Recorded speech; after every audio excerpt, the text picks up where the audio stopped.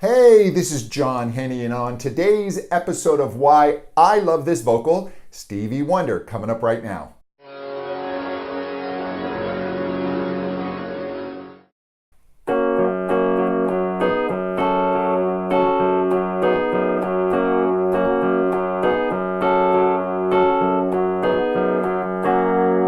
I mean, if I'm going to pick a great Stevie Wonder vocal, I could basically pull it out of a hat. He's got so many, but I really particularly love this song, and I love it for the way, number one, he defies your expectations right off the bat.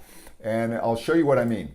So the song starts off with this really cool groove. It's just a little pedal tone, so the bass doesn't move as the chords move against it. So it's the song, the motion of the song is very subtle. And so you think that Stevie's going to come in with a subtle vocal. Let's listen.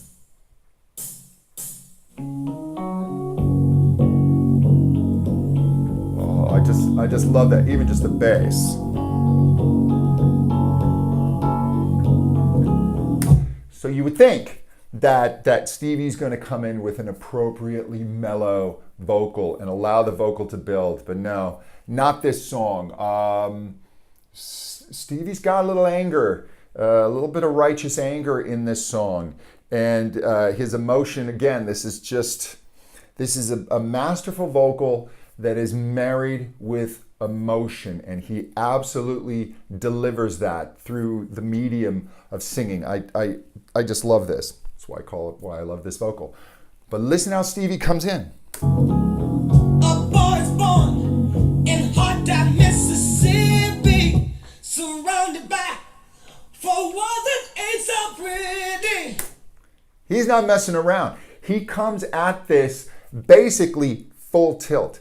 Stevie hits this song hard right from the get-go. Now, that is a particular challenge because you could argue, well, he's got nowhere to go.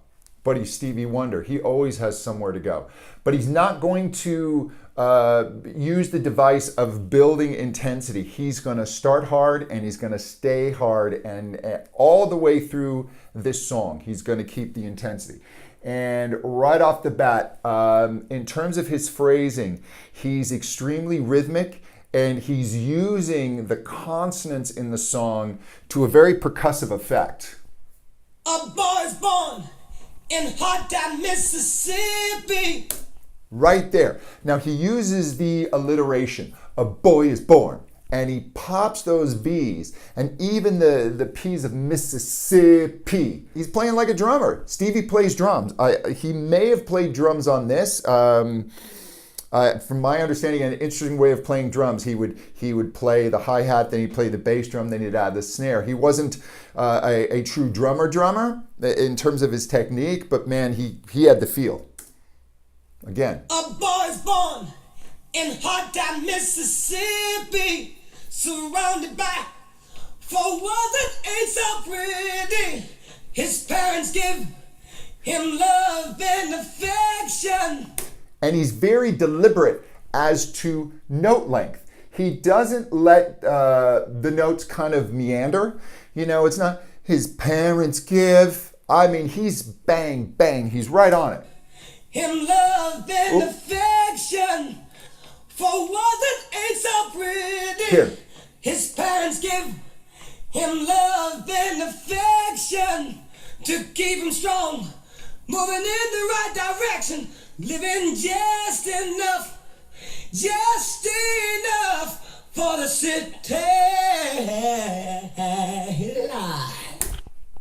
And then that's Stevie just using vocal color, vocal devices. He's a master. You will hear Stevie in the opening of a song, and he will give you a nasal sound. He'll give you a distorted sound. He'll give you a really full blended sound to a slightly shouty sound. He's not constraining himself in terms of vocal technique. Vocal technique is simply his tool. And Stevie studied voice. Stevie worked on his voice. He had a natural gift that he further honed. So he knows what he's doing, but he's not constrained by technique. And as much as I teach vocal technique and I work in vocal technique, I never want to see singers constrained by it. I just want it to be a tool that they can use for their expression. His father works some days for 14 hours, and you can bet he barely makes $1. His mother goes to scrub the floors for me. Okay, now he does a couple things here with the vowels that are pretty masterful. And so I'm going to solo his vocal again, just so you can hear and just listen. He pronounces the words on the higher notes slightly differently. His father works some days for 14 hours, and you can bet he barely makes $1. Now right there, on the word barely, where is he?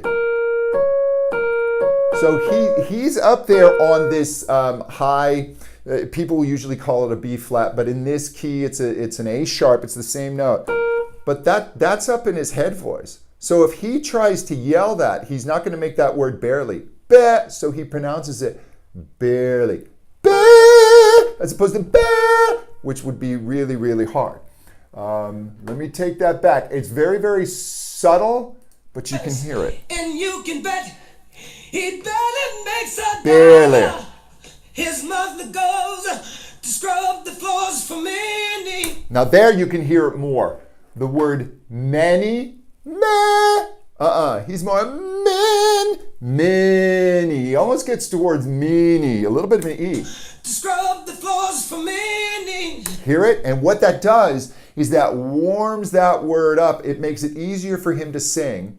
And it also acoustically makes it richer. So he's really, really in control of his vocal color, of his registration. In other words, his ability to sing higher notes without straining, without pulling. Now, Stevie will, when he wants to, step out of that safer vocal area, that more technically correct vocal area, and he may get a little shouty and he may push his voice a little bit, but he stays in control of that. And that's what vocal technique is about. It's a tool in your service for communication, and Stevie is using it to create different colors and textures.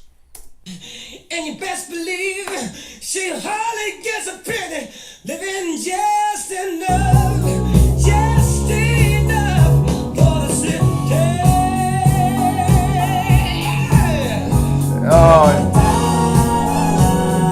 Now, a little side note. This was a hit song.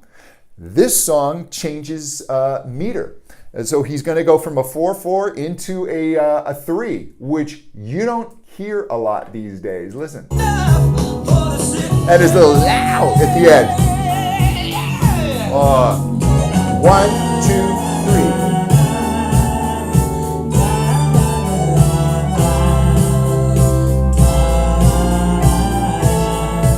And then a 2. 1, 2, 3, 4. His sister's black, but she is shown up pretty. Her skirt is short, but Lord, her legs are sturdy. Now what he's doing here, because now Stevie's going to come and he started this off at emotionally, he's at a 9. And he's gonna punch this up a little bit, and what he's gonna do is at the end of the words, he's gonna start doing a little, he's gonna give these percussive little grunts to. His sister's black, but she is shown up pretty. Her skirt is short, but Lord, her legs are sturdy. And right there, when he sings the word Lord, he doesn't go Lord, it's Lord. He takes this vowel, he narrows it down. Her skirt is short, but Lord, her legs are sturdy. Oh my goodness, that's good. I want to hear that again. But Lord, her legs are. Lord her legs, Lord her legs. He's not lard her legs. That would have gotten shouty. So, if you listen to this song on headphones, you can hear the ring in his voice. I mean, that's just acoustically wonderful. But Lord, her legs are sturdy to walk to school. School. I mean, just those pops that he's getting in there. Again, he's creating more rhythm. He's creating more intensity. He's kind of thinking like a drummer, and maybe that's just my history of being a drummer. But what he's doing is he's taking his little pattern. So if he's going do do ba do do do do, now he's going do do ba do ga do do ba do ga. He's adding more accents. He's creating more rhythmic diversity, which is so important in contemporary music. You got to keep bringing in new information. You don't want to mess with the melody too much. You wander too far away from the melody, it's no longer the song. So what is Stevie doing? He's creating more interest and more intensity by bringing in more rhythmic variety. She's got to get up early. Her clothes are old, but never are they dirty. Living just enough for the city. And even right there, here he is with the vowel again. Living just enough. Just, not just. And listen what he does with the vowel here. Just enough. Justy, not just. Most people will go to shout that because that E configuration, those vowels, the E vowels close to E, tend to want to go weak and tend to want to go heady. And he's able to sit into that E sound. Just enough. Just enough. For the city. And the other thing Stevie does is when Stevie does a vocal riff, what you want to learn from him?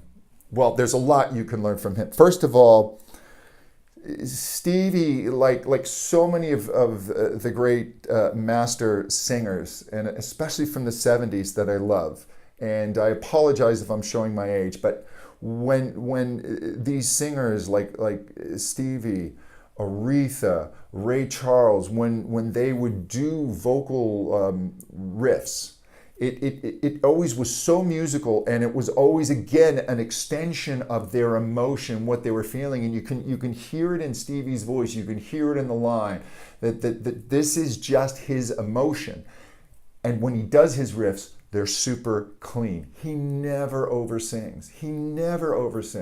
And there are singers that I can think of, I'm not going to say it out loud because it's just my personal taste, that sometimes oversing. I mean, you've seen the joke, the SNL bit about the national anthem and how singers often oversing when they do that. But let's just listen how clean. Just enough for the city. He delineates every single note in that run. If that is something that you really want to study, and I am not the R&B riff master, but what you want to do is take a great master like Stevie Wonder, choose a riff like that, and slow it down. There's software, I believe you can do it in Audacity. I've got one called Amazing Slowdowner. But there's software where you can slow it down without it changing the key and break that down. Learn every note and do it slowly, do it cleanly. A lot of times when I work with people and they go to do vocal riffs and improvs, they're just sloppy. They're not hearing each and every note. Stevie is hearing and giving you every note. For the city. Our brother smart. I mean, he's just, I love this vocal. I love this vocal. And again, now he's going to go back. Stevie's the drummer again. As he builds this, he's going to get rhythmic. He's got more sense than many. Hear how he pops the concept. He got more sense than many. His patience long, but soon he won't have any. To find a job is like a haystack needle. Cause where he lives, they don't use colored people. Living just in... This is fantastic. And even just the way he sings the word lives. 'Cause where he lives, Lives. And you can hear the note ring, the note blooms. He is just a master of tuning vowels for the acoustic effect that he wants and needs. I mean, this vocal you could just sit and listen to over and over and over again. And what I really want you to take away from this vocal is Stevie's use of rhythm. He's not doing anything tricky. He's not doing any crazy back phrasing. And some of the phrasing people can do where what they'll do is they'll come in late and then they'll speed up. Stevie's really staying in the pocket here. He's, again, really playing like a drummer, but he's building the rhythmic intensity with the way he releases notes, with how long he holds a note, with how he attacks the consonants. Listen to his vowel control. Listen to the control of the colors of his voice. I mean, really listen to what you hear and see if you can hear how he pronounces words ever so slightly differently depending on what it is that he wants. And then listen to the very tasteful riffs that he does, how absolutely clean they are. Hey, if you enjoy this video, please subscribe. You can also find out more about me on my website, johnhenny.com. You can find out about lessons, also courses that I offer. I have a complete course in learning to teach voice. If you've ever thought about learning to be a voice teacher, that's what I do. I've trained hundreds of voice teachers, and I'd love to help you. You just study the course online at your own pace, and it is indeed quite effective. Hey, until next time, this is John Henny. Thank you so much, and that is why I love this vocal. Bye-bye.